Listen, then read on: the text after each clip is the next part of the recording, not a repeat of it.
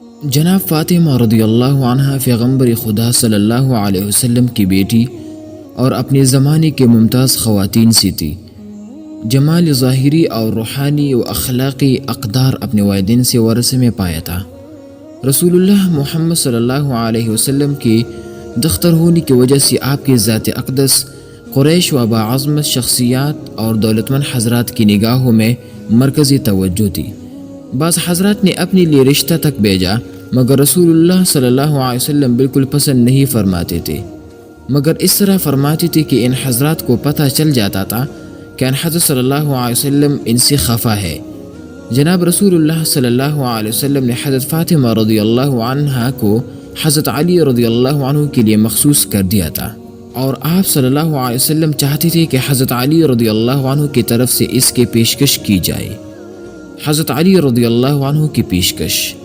اصحاب پیغمبر صلی اللہ علیہ وسلم نے یہ محسوس کر لیا تھا کہ پیغمبر خدا کا دل چاہتا ہے کہ حضرت فاطمہ رضی اللہ عنہ کا عقد حضرت علی رضی اللہ عنہ سے کر دے، لیکن حضرت علی رضی اللہ عنہ کی طرف سے اس کی پیشکش نہیں ہو رہی تھی۔ ایک دن جناب عمر رضی اللہ عنہ، ابو بکر رضی اللہ عنہ، سعد بن معاذ وغیرہ ایک گروہ کے ساتھ مسجد میں بیٹھے ہوئے تھے۔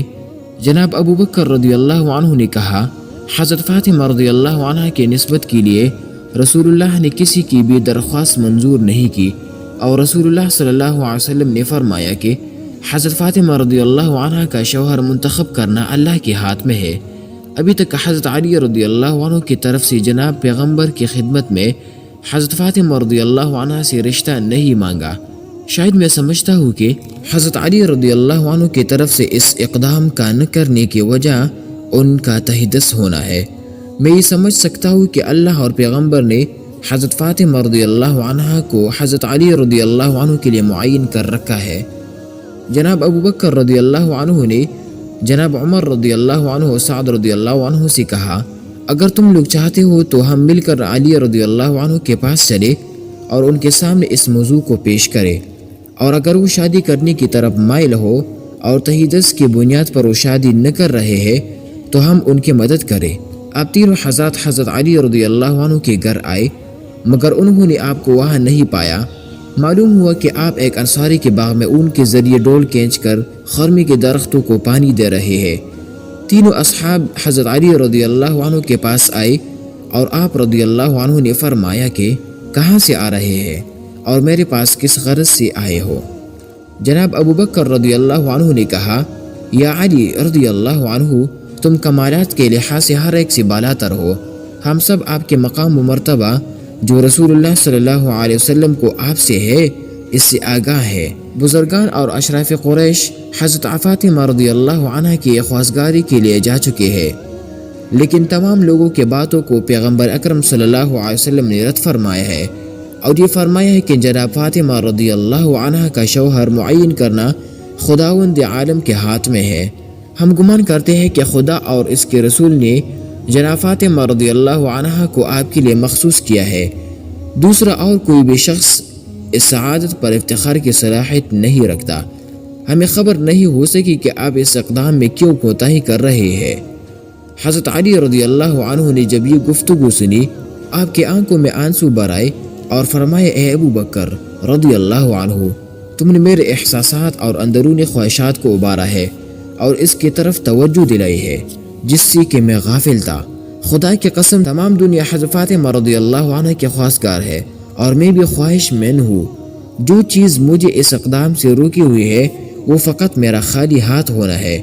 جناب ابو بکر رضی اللہ عنہ نے کہا، یا علی رضی اللہ عنہ، آپ یہ بات نہ کریں، کیونکہ پیغمبر خدا صلی اللہ علیہ وسلم کی نگاہ میں دنیا اور مال دنیا کی کوئی قیمت نہیں ہے۔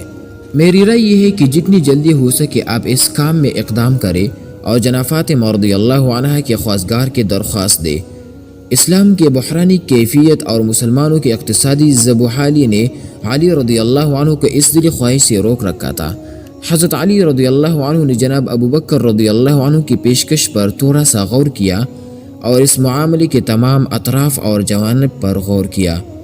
ایک طرف آپ کا خالی ہاتھ ہونا اور اپنی اور تمام مسلمانوں کی اقتصادی زبحالی اور عمومی گرفتاری دیکھ رہے تھے، اور دوسری طرف یہ بھی جان چکے تھے کہ آپ کے ازدواج کا وقت آ پہنچا ہے، کیونکہ آپ کی عمر 21 سال یا اس سے زیادہ ہو چکی تھی۔ انہیں اس عمر میں شادی کرنا ہی چاہیے، اور فاطمہ رضی اللہ عنہ جیسا رشتہ بھی نہ مل سکے گا۔ اگر یہ سنہرا وقت ہاتھ سے نکل گیا تو پھر اس کا تدارک نہیں کیا جا سکے گا۔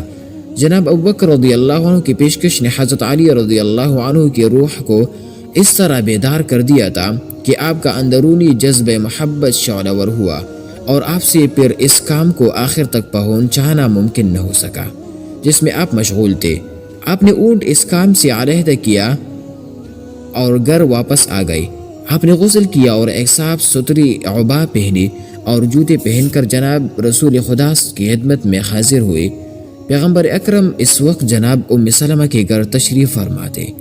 حضرت علی رضی اللہ عنہ جناب ام سلمہ رضی اللہ عنہ کے گھر گئے اور دروازہ کھٹکھٹایا۔ پیغمبر اکرم نے جناب ام سلمہ رضی اللہ عنہ سے فرمایا کہ دروازہ کھولو۔ دروازہ کھٹکھٹانے والا وہ شخص ہے جس کو خدا اور رسول دوست رکھتے ہیں، اور وہ خدا اور اس کے رسول کو دوست رکھتا ہے۔ ام سلمہ نے عرض کیا کہ یا رسول اللہ، میرے ماں باپ آپ پر فدا ہوں کہ یہ کون ہے جسے آپ نے دیکھے بغیر اس قسم کا فیصلہ ان کے حق میں کر دیا ہے؟